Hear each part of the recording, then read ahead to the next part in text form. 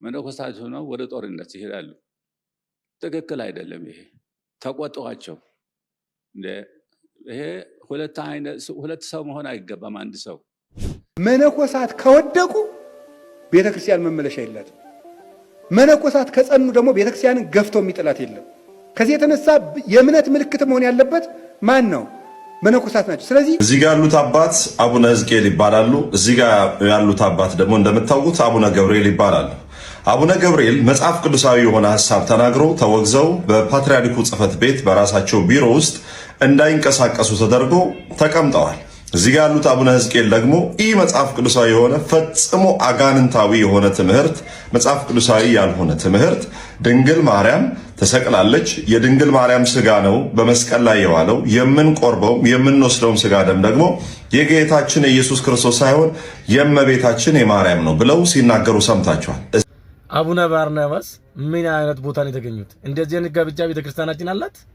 ሰላም ጤና ይስጥልኝ። እንዴት አላችሁ? በመላው ዓለም የምትገኙ ወደ ዮአብ ሚዲያ ተከታታዮች፣ እንግዲህ ዛሬም በተለያዩ መረጃዎችና አስተማሪ መራግብሮች ወደ እናንተ ተመልሼ መጥቻለሁ። እንግዲህ ዛሬ ከምንመለከታቸው መካከል ብፁዕ ቅዱስ አቡነ ማትያስ ለመነኮሳቱ ጥብቅ የሆነ መልእክት አስተላልፈዋል። በተለይ ጦርነትን የሚነዙ ጦርነት ላይ የሚሄዱ መነኮሳት ምን መሆን እንዳለባቸው ቅዱስ ፓትርያርካችን መልእክት አስተላልፈዋል። ያንን እንመለከታለን። የመነኮሳት ሕይወት ምንድነው መሆን ያለበት?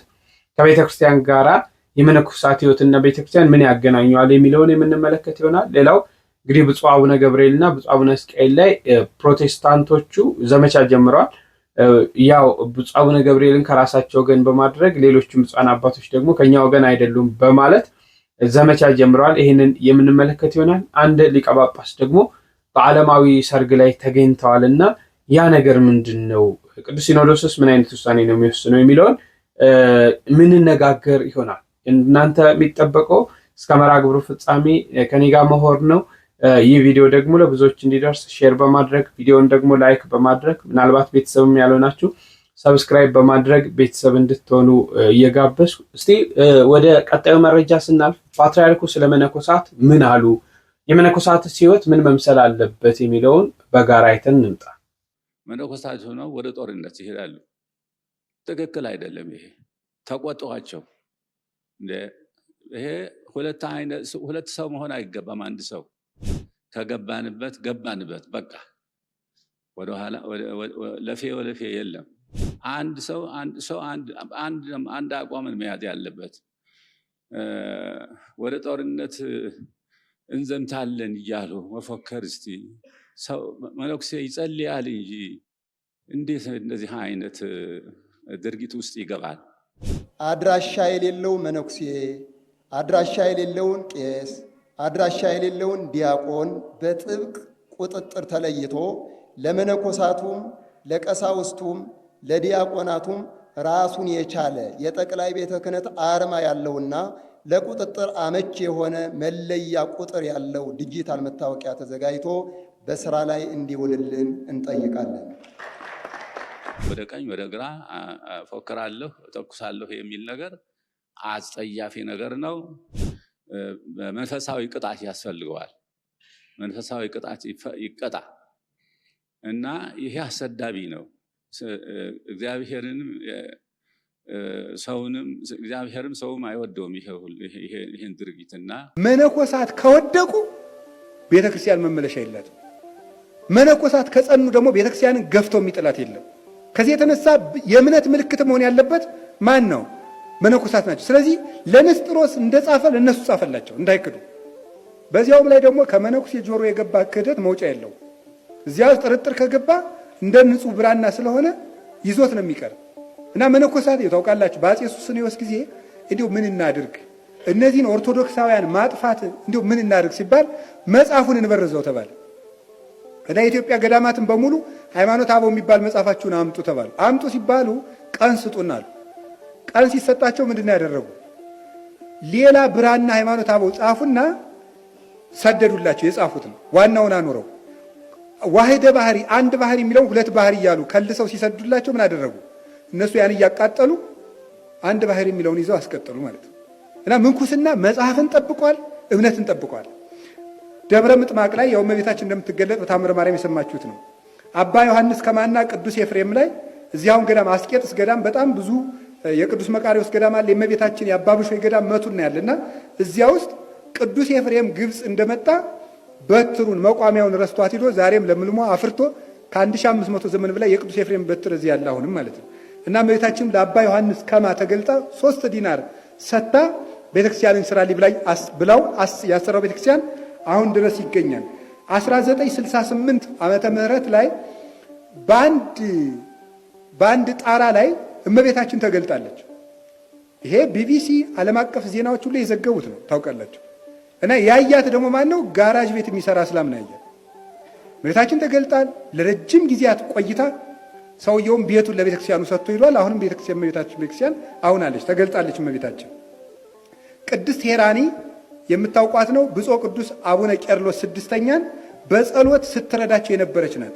እሷን ምንድን ያደረገች? አሁን ያለውን የቅዱስ መርቆሬዎስን ቤተክርስቲያንና ገዳም የቆሻሻ መድፊያ ስለነበረ ቆሻሻውን አጥርተሽ ጠባቡን ቤተክርስቲያን አስፍተሽ ስሪ፣ ይህንን ለፓትርያርኩ ንገሪው አለች። ሄዳ ለፓትርያርኩ ነገረችው። አቡነ ቄርሎስ ዝም አሉ። እመቤታችን ሄዳ ሄራኒ የነገረች ለምንድን ነው ዝም ያልክ? ቤተክርስቲያንን አስፍተህ ስራ ብላው አሁን ተገልጣ ሰርታለች። 1990ዎቹ የነበረች ናት ቅዱስ ሄራኒ ማለት ነው። ቅዱስ ቄርሎስ በኤፌሶን ጉባኤ በሄደ ጊዜ ንስጥሮስ 50 ወታደሮችን ነው አስከትሎ የመጣው። ቅዱስ ቄርሎስ ደግሞ ሊቃነ ጳጳሳትን አሰልፎ ፊት ለፊት ይዞት የመጣው ምን እንደሚል ታውቃላችሁ? ወላዲት አምላክ የሚል አርማ ነበር ይዞ የመጣው። ወላዲት አምላክ የሚል ጽሑፍ ይዞ ይገመጣ ነበር። ያ ፍቅር እስከ መጨረሻው ድረስ እስኪ እንዲኖርለት አድርጎታል። ወላዲት አምላክ የሚል ሰው ድንግል ማርያምን ወላዲት አምላክ ማለት ክርስቶስን የባህሪ አምላክ ማለት ስለሆነ ፍጹም የእምነት ምልክት ነው እና የአክል ሃይማኖት ዛልቦ ጥልቀት ወእምነት በቅድስት ድንግል ከመይእቲ ወላዲተ እግዚአብሔር በሥጋ ነውር የሌለበት ጥርጥር የሌለበት ሃይማኖት በቂ ነው። ድንግል ማርያምን እግዚአብሔርን በሥጋ የወለደች ናት ብሎ ማመን ፍጹም ነገር ነው ብሎ መስክሮላታል። እና የእሱ ምስክርነት ይገርማችኋል። አንድ ነገር እዚህ ውስጥ መጥቀስ ፈልጋለሁ። የእመቤታችን ፍቅር በቅዱስ ቄርሎስ እንደተገለጠ ሁሉ ቅዱስ ቄርሎስ ንስጥሮስ በቁስጥንጥንያ ክህደቱን እንዳሰማ በሰማ ጊዜ መጀመሪያ ቅዱስ ቄርሎስ ምንድን ያደረገ? በግብፅ ላሉ ገዳማት ደብዳቤ ነው የጻፈላቸው። በሃይማኖት አበው አንዱ የቅዱስ ቄርሎስ መልእክት ማበ ቅዱስ ቄርሎስ ሊቀ ጳጳሳት ዘእስክንድርያ የሚለው አንዱ መልእክት ለግብፅ ገዳማት ነው የጻፈላቸው።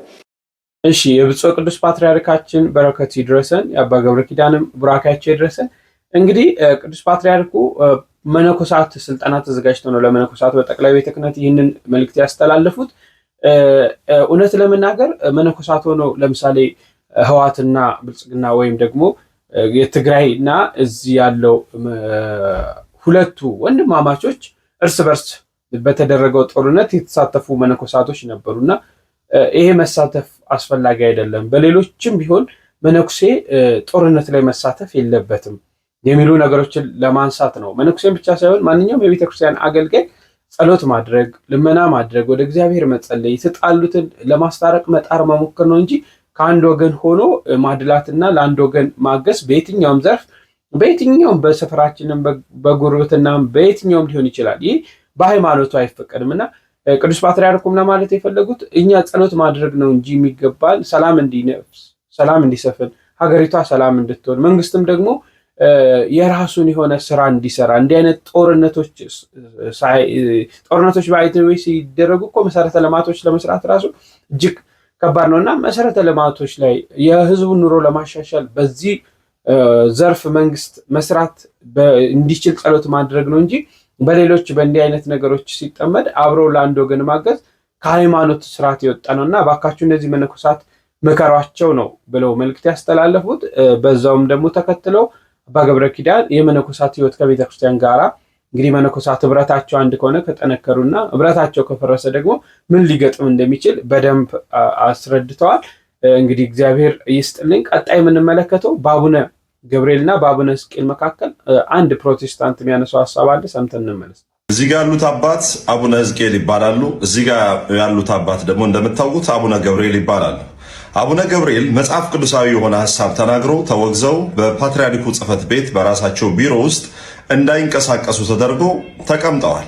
እዚህ ጋር ያሉት አቡነ ሕዝቅኤል ደግሞ ይህ መጽሐፍ ቅዱሳዊ የሆነ ፈጽሞ አጋንንታዊ የሆነ ትምህርት፣ መጽሐፍ ቅዱሳዊ ያልሆነ ትምህርት ድንግል ማርያም ተሰቅላለች። የድንግል ማርያም ስጋ ነው በመስቀል ላይ የዋለው። የምንቆርበው የምንወስደውም ስጋ ደም ደግሞ የጌታችን የኢየሱስ ክርስቶስ ሳይሆን የእመቤታችን የማርያም ነው ብለው ሲናገሩ ሰምታችኋል። እዛ ቤት ኢየሱስ ላይ ከሳታችሁ ምንም ችግር የለውም።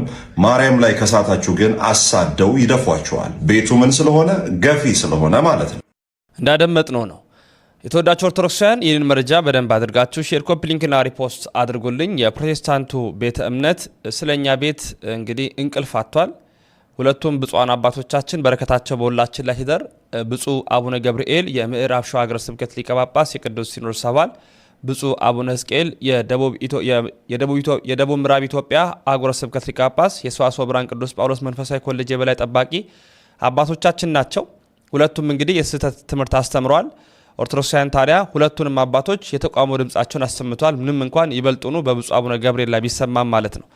ነገር ግን የፕሮቴስታንቱ ቤተ እምነት አማኞች ጉዳያቸው እስኪመስል ወይም ነገሩ የነሱ እስኪመስል ድረስ የሁለቱም ብፁዓን አባቶች ጉዳያቸው አድርገው ይዘውት መነታረኪያ ርዕሰ ጉዳይን እየፈጠሩ ይገኛሉ። በዛ ቤት ገፊ ነው ቤቱ። ስለ ኢየሱስ ሲባል ትታሰራለ፣ ትትወገዛለ የሚል ሀሳብ፣ ስለ ማርያም ግን ካነሳ ምንም አትባልም፣ ምክንያቱም ማርያምን ኦርቶዶክሳውያን ስለሚያመልኩ የሚል ሀሳብ ነው ይዞ የመጣው። በዚህ ደረጃ እንግዲህ ጥላቻውና ክፋቱን አሳይቷል። የትኛውም ኦርቶዶክሳዊ ብፁዕ አቡነ ሕዝቅኤል ትክክል ናቸው፣ ብፁዕ አቡነ ገብርኤል ተሳስተዋል አላለም። ሁለቱም አባቶች ተሳስተዋል ነው የተባለው። ምናልባት ጩኸቱ በደንብ የበዛው በአቡነ ገብርኤል ሆነ። ምክንያቱም መነሻቸውም የሄዱበትም አስተምሮ ከባድ ስለነበረ፣ መነሻቸው ስላችሁ በስቅለት ዕለት በፍኖተ ጽድቅ አዳራሽ ውስጥ እንደዛ ማስተማራቸው ነው ነገሩን ያከበደው። ከዚህ በፊትም የነበረው ቪዲዮ ተመሳሳይ ስለነበረ ነው የብፁዕ አቡነ ገብርኤል ላይ በደንብ የተጮኸው። አቡነ ሕዝቅኤል ተሳስተዋል፣ አዎ በደንብ አድርገው ተሳስተዋል። እሱን ሁለተኛው ደግሞ ፕሮቴስታንት የቅዱስ ቁርባን ነገር አይቀበልም፣ ነገር ግን እንደሚቀበል አድርጎ ነው ሲከራከር የነበረው። በዚህ እንኳን ከራሳቸው ቤት አልፎ የሌላ ቤት ላይ መጮ፣ ሁለተኛ የማይቀበሉትን ነገር እንደሚቀበሉ አድርጎ ደግሞ አክት ማድረግ ስህተት ነው ብለን እናስባለን። ሚዛና የሆናቸው ፕሮቴስታንት ወንድሞቼ እህቶቼ ብታስቡበት። ቤቱ የኛ ስለሆነ የኛን ቤት መመልከት የምንችለው እኛ ነን። ስለኛ ቤት እናንተ አያገባችሁ መልሳችን ነው።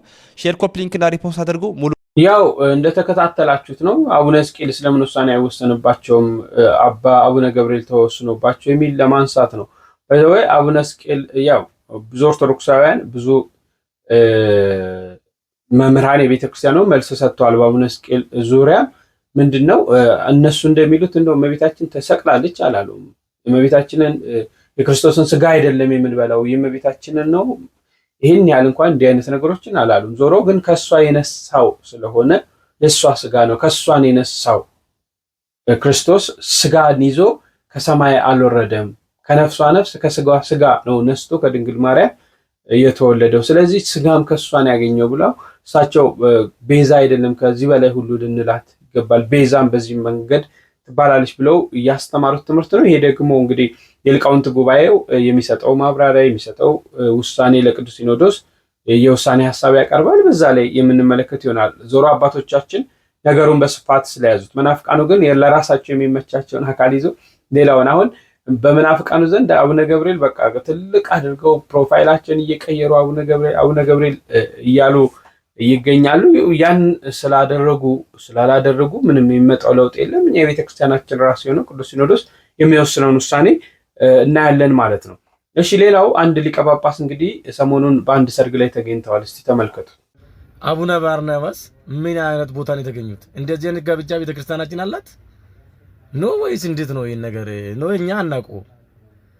ከቤተክርስቲያን ውጪ የሆነ ጋብቻ እኮ የበቅሎና የፈረስ ነው የምትለው ቤተክርስቲያናችን። አይቻልም። ጳጳስ የሚያክል እንዴት እዚህ ዓለማዊ ቦታ ተገኝቶ እንደዚህ አይነት ስርዓት ይፈጽማል? በጣም ነውር እኮ ነው። ነው እርሶ ሌላ ተልእኮ አሉት ነው እንደሚባለው አይነት ነው። ታድሶ ነው እንዴ? ቅዱስ ሲኖዶስ ይሄን ነገር በትኩረት እንድመለከት እንፈልጋለን።